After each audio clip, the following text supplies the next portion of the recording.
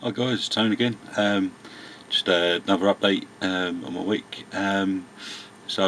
Tuesday I continued with the Pathfinder adventure, Carrion Crown Adventure Path, and it went really well. The guys actually want to carry on with the Pathfinder game, so that's great news. Because I'm a little bit worried that they're not enjoying it, but they they seem to be loving it. So they actually totaled up their XP for the last session and that plus first session. Well, the first session they didn't quite make second level, but the second session they've actually reached third level. So that's all good fun. They tied up a lot of ends in the second session and actually started on the main sort of dungeon crawl bit, if you like, where they enter Harrowstone Prison, which was really good and completely unexpected. They don't feel that they're being railroaded anyway, so that's good. I'm letting them kind of do what they want, guiding them in the right direction sometimes, but it seems to be a bit transparent.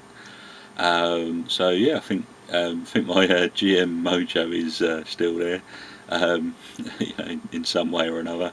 Other things this week, I've been sort of continuing my Imperial Guard stuff for Warhammer 40,000, and I'll probably show you a few bits. Actually, I've been getting on just detailing some tanks and that, so I'll get some bits out and maybe put them on the video.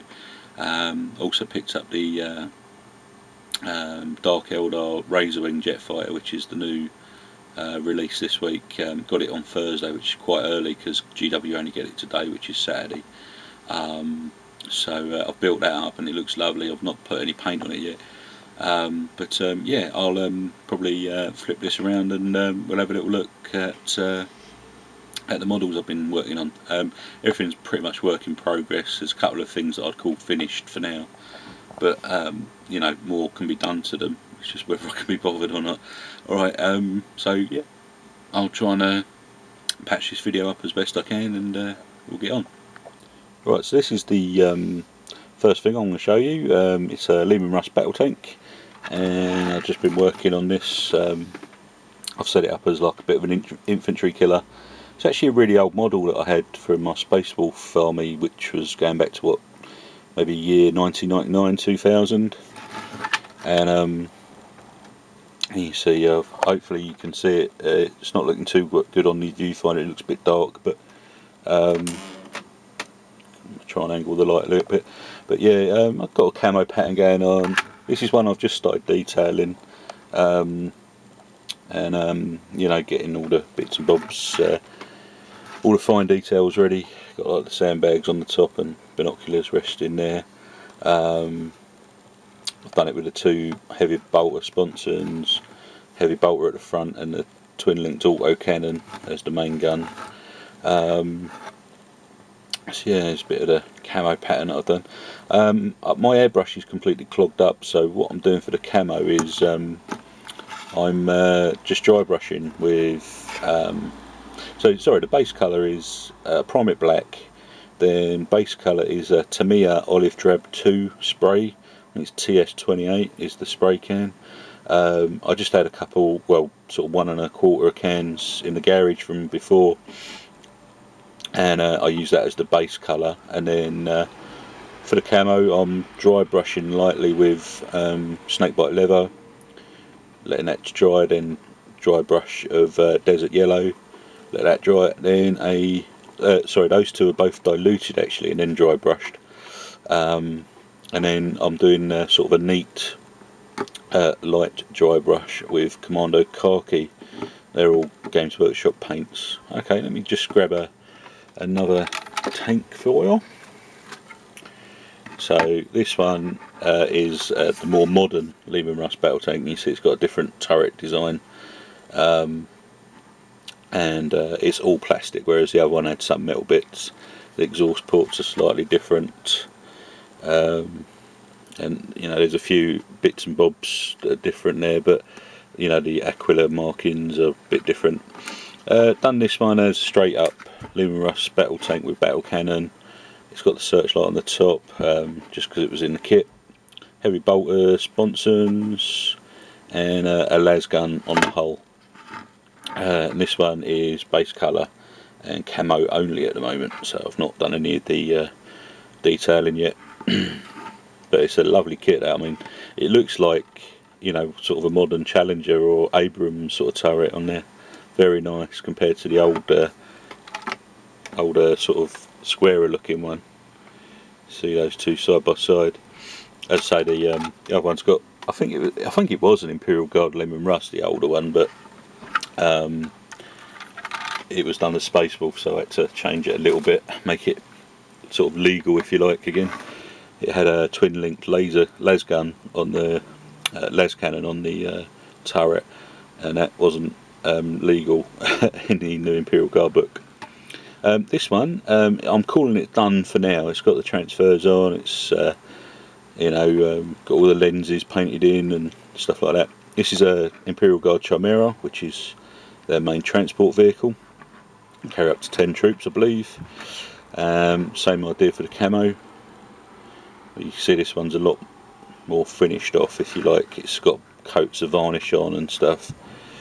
Give it the you know, the Ace of Clubs signature, and number 1, because this is going to be part of my platoon squad, and this will be first platoon, if you like. So and I've got Honorium on the side there. That's going to be the mark of my HQ vehicles, if you like. In the Imperial Guard, you have a platoon squad, like a proper sort of army sort of set up. So you have first platoon with its command, you have its infantry squads, you have 2 infantry squads off of that with their commands. It's all about communications and stuff, pretty much like a modern army would be. Communications are pretty important in Imperial Guard, so they've all got Voxcasters and stuff, and I'll hopefully show you one of them later because I've painted one up. This is a Sentinel, not a Scout Walker from Star Wars, and I'm calling this one done as well. There's a few things I'd like to do with the gun, but I'm not quite sure what yet. But yeah, same camo pattern, guys in there, in the pilot, and I've had the opportunity to do some basing work on this one because it has a base. So yeah, I'm overly happy with that. I've got another one of those to build up in my other battle box kit. There's all these guys on parade, if you like. So yeah, they're looking nice, if I don't say so myself. Okay, I'll be back in a moment. I'm just going to sort out some of the figures I painted. Right, we're back. Okay, so first up we've got this medic guy that I've painted up, and so I really hope the lighting's good on these because it's a bit contrasty on my viewfinder. There's a standard bearer. Try and get that in focus. Okay, there's the Sarge. So every platoon has a sergeant. Every squad has a sergeant. Giving him the las pistol and a chainsword. Don't know if we can get that focused. Not that great. We've got the ubiquitous flamer guy. Flamers are pretty powerful in 40,000 now, from what I understand. So had to have one of those, and I'm going to probably have one of those in each squad. So this is the command squad for the first infantry platoon, and this is the Voxcaster guy with a great big radio set on his back. I've done him sort of looking off into the distance and with his gun slung over his arm. So I've done the basing on all of these. I used like a mix of sand, and then you got some like small flint gravel and sort of fine turf from Woodland Scenics, and mix it all up in a pot, and gives you a nice varied sort of ground cover. Then I chuck on a few bits of broken up flint for the larger rocks. Gives the bases a bit of weight. Did the same on the Sentinel base, pretty much. Give it a coat of decent brown. Give it a wash with a dark brown, and then brush over it with desert yellow, I believe, on these ones. Maybe Commando khaki as well, just to tie in the colours to the base. So yeah, okay, that's my Imperial Guard so far, and a bit of a recap on Pathfinder. I don't want to give away anything on Pathfinder 1 because people out there might play it, and I don't want to spoil it for anyone. I'm doing this on Free RPG Day. I didn't get down to leisure games today.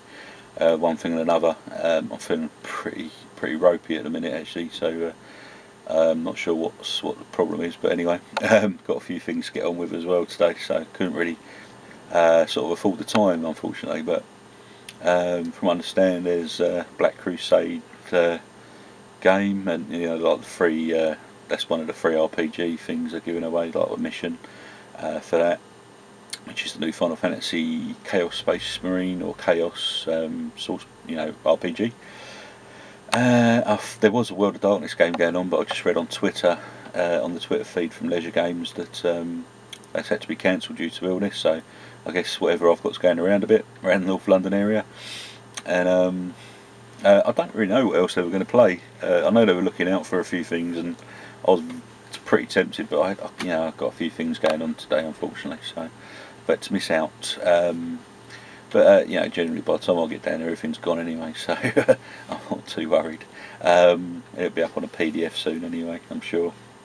So yeah, that's this week in my little gaming world. I might have silly games later, but I've also got a friend over from Somerset way for barbecue. He's just over anyway. He's just invited me to. So we'll see what happens. So could be silly gaming, could be barbecue. Who knows? I've just had a salad and a homebrew pint. So anyway, nice and balanced meal. Actually, this is my homebrew. It's got a good colour on it, nice and dark. This one's keeping its head quite well actually. If you spin it around a bit, it gets a bit of head. It's just an IPA kit. That is, it's all malt extract kit from Munton's. It's Munton's Gold IPA. It takes about 2 weeks to brew it up, maybe a bit less, and 4 weeks to settle, and good to go. This is about 5 weeks old now, and I think it's getting better and better as we go on, especially the head. The head's retaining a bit more in the bottles I've opened recently. Brewed it up to be about 4.3%, somewhere around there, but it's actually turned out more like sort of 5%, so you get a bit of variation in the bottles, but yeah, I'll call it 5% just to be safe. Anyway, all's well here, apart from feeling a bit ropey, and I'll see you next time. Cheers, bye bye.